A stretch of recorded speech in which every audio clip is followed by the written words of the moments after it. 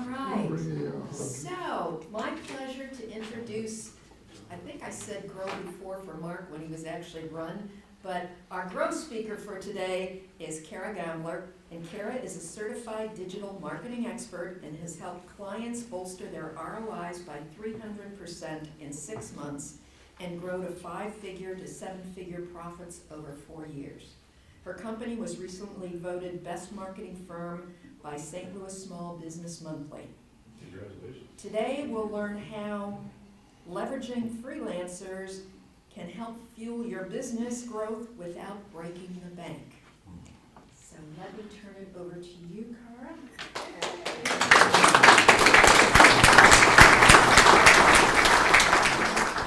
Oh, yes, my method of choice. Either way goes.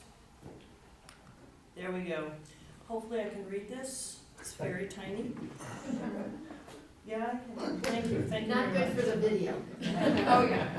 That's okay. It's great to be in the room. Want to talk about some Upwork essentials and how to fill your business with freelancers.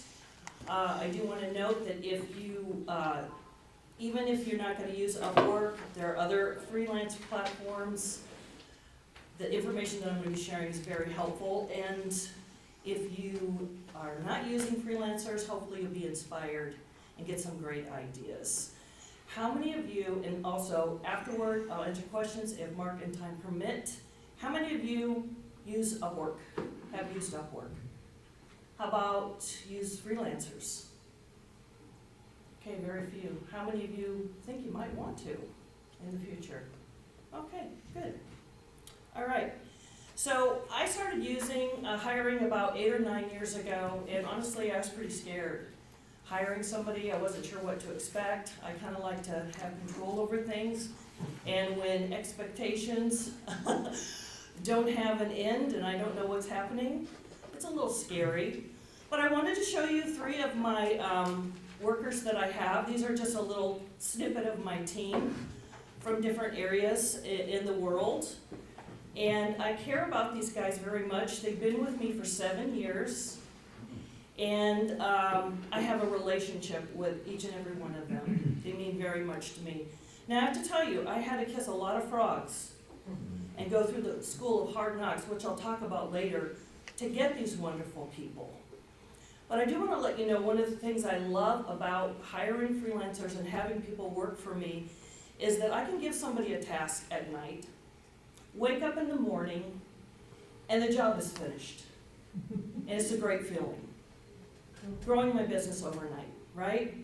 Now, Mark, I think, talked about 90%. Sometimes you just get 80% back.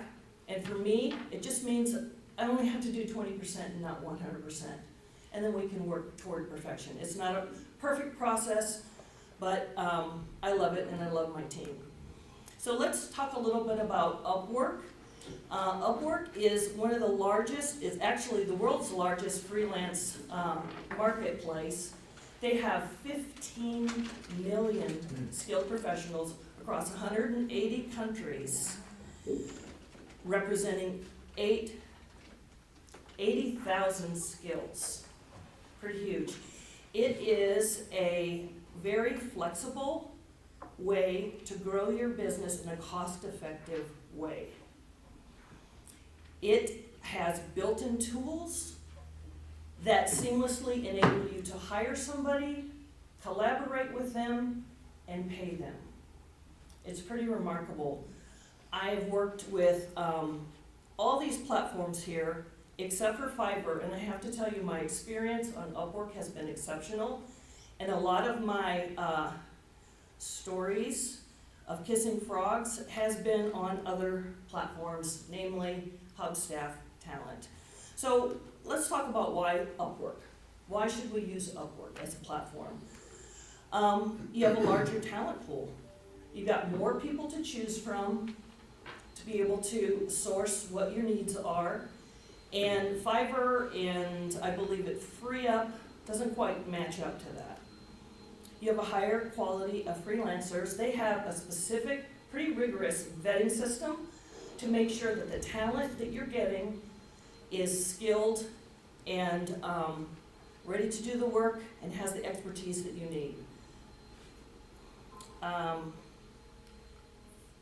does not have that in place, just so you know. It's better for long-term projects. Upwork is a great place to have long-term relationships with skilled professionals, whereas Fiverr kind of had, and I'm not bashing Fiverr, it just happens to be the example, is better for a quick one-off project. Flexible pricing. They have both set pricing and hourly pricing, and they have per project pricing. And the per project makes it great because you can actually negotiate with your freelancer. So you can negotiate the cost. Whereas some of the other platforms have set pricing and you don't have that ability. Built-in collaboration tools, we talked about it a little bit earlier. Seamless time tracking, seamless hiring, seamless payments, seamless communication. It helps your project from beginning to end go a heck of a lot smoother. I believe Hubstaff has just a standalone time tracking system. So this is kind of great, all the tools in one place. They have an escrow payment system, so if you're kind of like, I don't know, what happens if I'm not happy, or what do I do here? When you start your project, your money goes into an escrow system. And until the project is completed and you're happy, that money does not go out. So it protects both of you. So it's risk management here for sure. And then last, there's dispute resolution. They have services in place if you have an issue to mitigate and help you find the solution you might need. So let's think about this for a second. Why should we leverage? What would it do for our business? What's the benefit? What's the biggest benefit for your business? Think about it. Time. Think about it. Yeah. Well, sometimes you just need a particular person for a specific project. Beautiful. The efficiency of it. Yeah, efficiency. Okay. Reduce stress. Exactly. So we covered some of these, save time. That's my most valuable asset. You're able to access different specialized expertise without a long-term commitment. It's extremely flexible. You can grow your business or hire people if you need them, depending upon the projects that are coming up, or scale back if you're not super busy. Or like Steve, take vacations a lot. So, just kidding. You're able to access fresh ideas and innovative thinking across the globe. And also, you don't have all those overhead costs and headache of administration costs. And I think that's awesome as well. So you might be thinking, hey, I'm sold, I kind of want to do it. How do we find the right freelancers? Well, I'm glad you asked, because we're going to talk about it right now. Thanks for asking. So let's first talk about the basics. These are just like foundational things. You got to post a job, right? You got to know what you want, and you got to be super clear about it. Know what your end game is, and then build your job description around it. So you want to find out, what are other people saying about these people? And do they have the capabilities that I need to get the job done? Reviews, right? So you want to look at what they've done. If you like what they've done, set up a time to meet with them. You can do this through Upwork. I'm not sure about other ones, but you can also do it through Zoom, and anybody else can meet as well. You want to meet with them face to face. And then you want to, unless you're in a pickle and in a time crunch, you want to start small. You want to test it out. Find out how they do. Do they keep their word? Are they on time? How's the work? Do you like it? You got to just start small. You don't want to start with a giant project. So we talked about the basic. Here's some things to consider that you might not have thought about when you're hiring somebody. Time zone.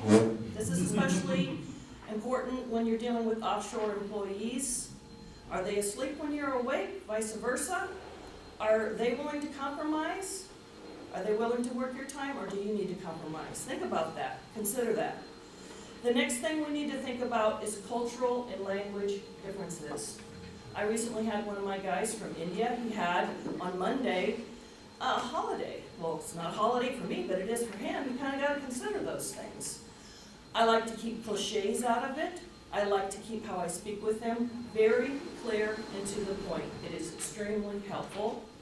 When it comes to content writing, my experience is somebody in the US is better suited for that job. Is there anything else? I think that's it on that one. Compensation.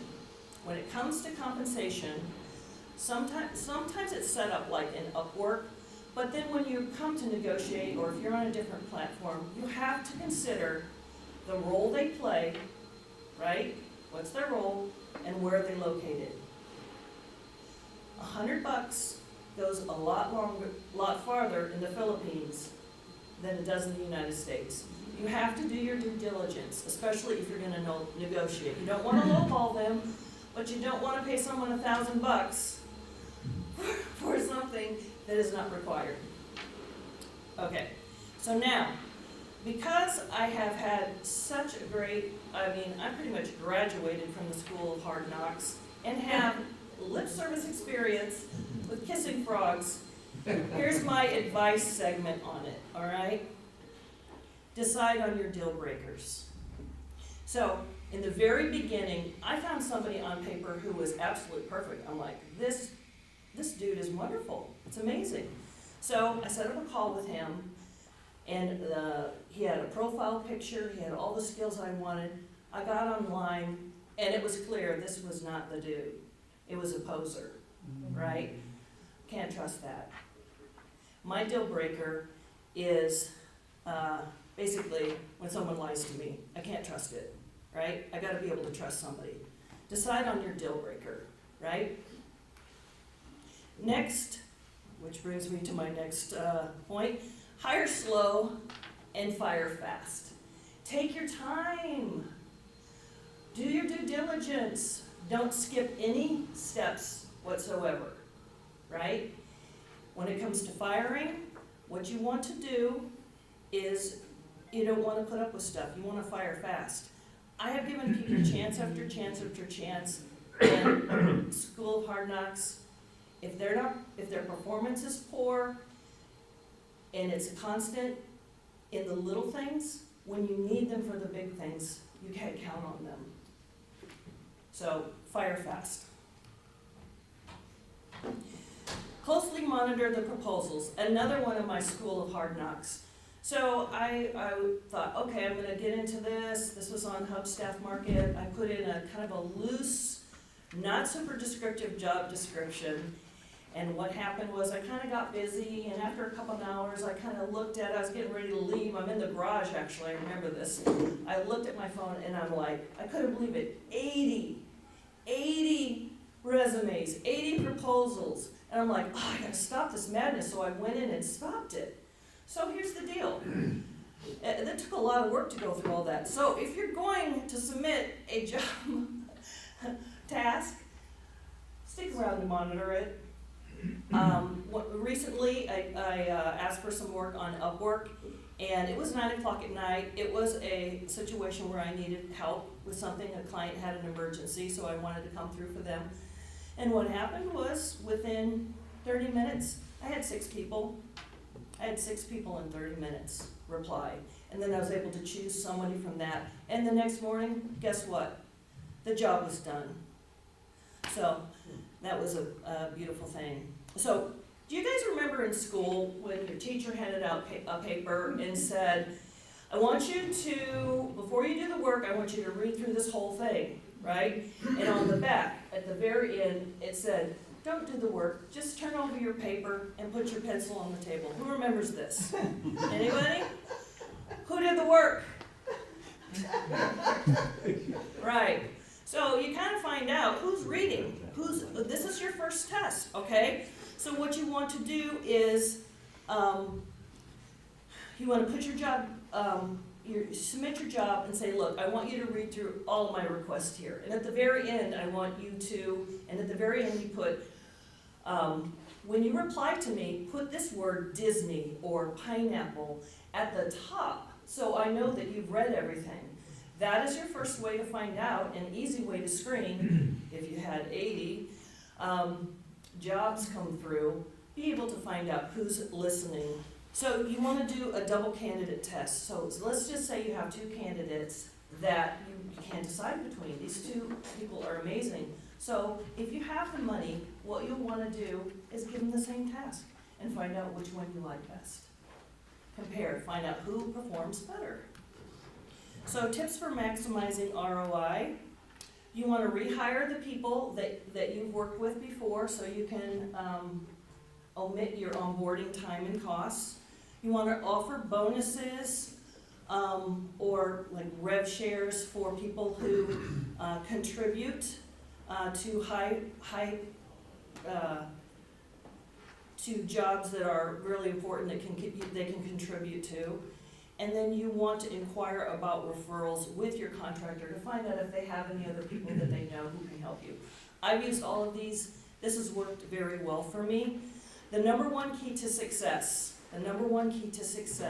is, the other day, I contacted my contractor from India, and I had two tasks for him. One I thought was kind of complicated. The other one, pretty easy. So the first one I shot a video by Loom. The second one I took a screenshot and put some instructions, and I sent them both to him. Woke up the next day, the first one was completed and correct. The second one, not at all what I wanted. It was a mess. And it took 2 or 3 days going back and forth to kind of get it straightened out. All right? And so, honestly, I was kind of frustrated. I thought, this is such a simple task. So I put on my big girl panties and said, look, it's got to be me. What can I do? I said, what can I do? What could I have done? Look at the task. Look at the job. What could I have done to make this go smoother? And you know what he said? Shoot a video. Always include video instructions. It goes past language, it goes past everything, and it helps you as you're going through the video to determine, oh, well, I would have skipped that step had I written it down. It's just much more, it's just an amazing, it is the key to success, besides the regular management stuff and the leadership information that Mark talked about earlier. So if you think, hey, I'd like to get started with Upwork, it's very easy. You go to their website, get started, make your free profile, fill out your job description, and start hiring people.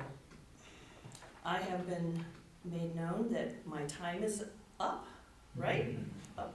No questions? Unless, no, I got a lot of questions. What, it's up to you. Any questions? Yeah, you got 5 minutes. Okay. Go ahead. How do you decide what to pay? Okay, that's a great question. On Upwork, they will usually have an hourly and then have a per project fee. So you can kind of go in that. If you're dealing with another freelance or another platform, the best thing to do is due diligence. You just have to do your research and kind of find out. And you can do that through a program, an AI search engine called Perplexity, or you can just Google it. But you have to do the research. Maybe you're trying to decide what to pay someone in the Philippines. Exactly. Maybe Yeah. or India or. Yeah, it depends on the role and the geography, and then you kind of can base it on that. For instance, like an admin in the Philippines might be $5 or $6 or $7 an hour, something like that, depending upon what they're doing. Okay. What kind of work are you having them do, just to give us like some context on what? Lots of different things. I have a web developer. I have somebody who works with me on Go High Level and sets up workflows. And I have somebody who does, the one gentleman, the third one, help with your design work. I oversee everything. Everything comes to me, I send it out, and then it comes through me. So I make sure everything gets taken care of in that respect. Richard? Just a little testimonial. She redid my website and it's awesome. I've gotten great reviews out of it as well. So Awesome. Thank you so much. I used Fiverr last year for one of my continuous improvement messages. I just asked, I can't remember exactly how the process went, because I only used it one time, but I wanted somebody to create a cartoon, very specific cartoon with a specific message, and went back found a guy, did a great first draft, went back 2 or 3 times and got it perfect, and then the whole thing was less than $100. Excellent, excellent. Great for quick one-off Yeah. projects. We're good? All right, if you think of any other questions, please come see me. Thank you very much.